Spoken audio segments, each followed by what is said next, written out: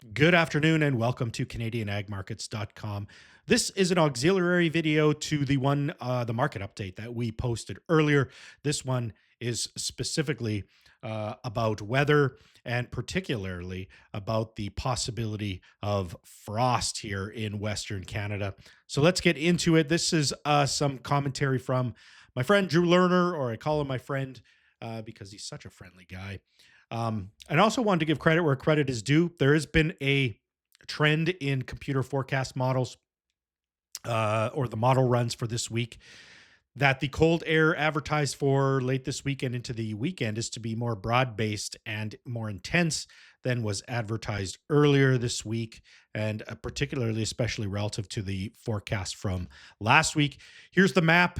The original forecast models were predicting just one surge of cold air into Canada and the north central United States with a quick return to warm weather. That forecast was then followed with new outlooks early this week that included two surges of cold, each coming from the Arctic. And now there are three waves of cold, which are all affecting or moving into a deep upper level, system over. It's largely over Ontario or northern Ontario, but also spans into southern Manitoba and even the eastern parts of Saskatchewan. This is a graphic I sent out in our morning commentary or a morning analysis yesterday for this morning, for September the 3rd.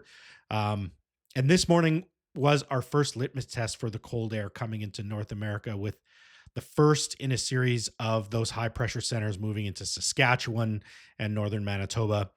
Temperatures this morning were about as expected, although a few locations colder than expected.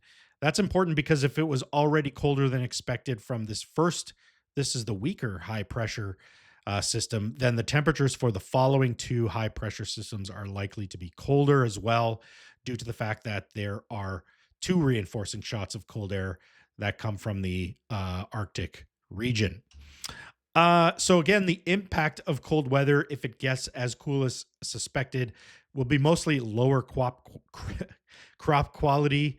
Canola, corn, soybeans, and flax, all the kind of late season crops here in Canada, might all be impacted by these conditions if the cold temperatures last long enough and the freezes are significant enough. The growing season could end with some crops not fully maturing, resulting in production declines in some areas and even higher green count in some of the oil seeds in some of those areas as well. All right, like I said, this information was brought to you today, or at least I stole it from World Weather today.